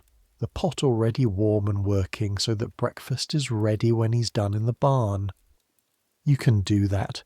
You can light the fire and start the oatmeal, and fill the wood box and shell corn and watch George, and hold rails and write in the ledger, and carve small animals from walnut. You can do those things. They are not the things you did at 40. They are not the farm and the mortgage and the breaking of new land and the 40 years of primary decision. They are smaller things. But they are things. And the people you love will eat warm oatmeal when they come downstairs, and the fire will be going when the household wakes, and the knowledge of 40 years of this land will be in a ledger on the shelf, and George will have his horse. Outside, the dark is beginning its slow shift. Not quickly, not dramatically. The black becoming a very deep blue, imperceptible at first, the way it always is, the way it has always been. The world's daily revolution from dark to light happening at its own pace regardless of who is watching. You've seen this dark shift to light more than 25,000 times, and every morning, in some private part of you, it is still a surprise that it keeps happening, that the morning keeps returning. The oatmeal goes into the pot, the water from the pitcher, the oats measured with the cup, the same cup you've used for this pot since Clara established the ratio in her first year of marriage. 2 cups oats, 3 cups water, pinch of salt. And Thomas says it needs more salt, but Clara says it doesn't, and you have learned that this is not your argument to enter. You stir. The pot on the stove, the heat coming up through the cast iron, the oatmeal beginning its transformation from dry and individual to warm and collective. Clara's step on the stairs at 5 o'clock, precisely 5. Her rhythm. She comes through the door, sees the fire, sees the oatmeal, the tiny pause. Morning, Papa. Morning, Clara. She goes about her business. The kettle, already full. The dishes, the quiet competence of morning. You stir the oatmeal, the smell of it, warm and faintly sweet, the smell of mornings in this house. Robbie's step overhead, heavy and purposeful. May's step, lighter, quick. George's step, the stamp of someone who wakes up already in motion, already going somewhere. The particular sound of a 5-year-old who has decided the morning has not yet received his full attention, and he is going to provide it. Feet on the stairs, the family coming down. This is what you have. The fire, the oatmeal, the sound of feet on the stairs. Your son's farm under the November sky. Your name in the ledger, Harlan Whitfield, who farmed this land. Your hands that still work, slower than they used to in the particular way they work now, doing the things they still can. The morning coming, as it always has, as it always will, warm enough, fed enough, here enough. This is how old people survived before nursing homes in 1900s America. Not all of them, not even most of them, in the way we might wish, but some of them survived in this way, held by the people who loved them, held by the community that knew them, holding on themselves with both hands to the specific particular gravity of their own usefulness. the fire before the household woke, the knowledge in the ledger, the long tail on the horse. Let the cold come. You've been cold before. You know the way of it, the wood, the fire, the iron of the stove, the slow restoration of warmth. Let the dark come. You know the dark too, the way it shifts imperceptibly toward morning. Let the body do its slow and honest accounting. The hip at a 3, the hands opening and closing, the buttons 3 minutes this morning better than yesterday. Let tomorrow be what it will be. You've been earning your rest for a long time. You've been building and carrying and lighting fires in cold kitchens before the household woke for longer than most people have been alive. You've watched the corn come up in the fields and the snow come down on them, and the corn come up again. You've carried the weight of this land and set it down and watched it be carried by the next pair of hands. That's the work. That was always the work. Outside, the first light is beginning. The deep blue that is almost black becoming something you could almost, if you pressed it, call blue. The farm visible now, the barn, the fields, the grey November morning arriving. Your morning, yours to begin, yours to have. The oatmeal is done. The fire is going. The wood box is full. The ledger is on the shelf. The horse is in George's room. The family is coming down the stairs. Good morning. And when you lie down tonight, the straw mattress, your mattress now, in your room, in Thomas's house, in your house, both things true. And when the lamp is out and the cold is a presence at the window and the farm is quiet around you, in the specific quiet of a November night in Ohio, let the body rest, let the hip settle, let the hands which have done enough today lie open and still on the quilt. Let the sounds of the house come to you like water, the tick of the cooling stove, the creak of the boards, the particular breathing of a house that is full and warm. Let the day go. It was a good day, not a spectacular day, not a dramatic day, a day where the fire got lit and the oatmeal got made and the wood box stayed full, and George drove his horses across the kitchen floor with complete commitment to their narrative. A day where something got done that needed doing, where someone was warm because of you. The church bell somewhere in the town, too far to count, just the sound of it passing over the dark fields.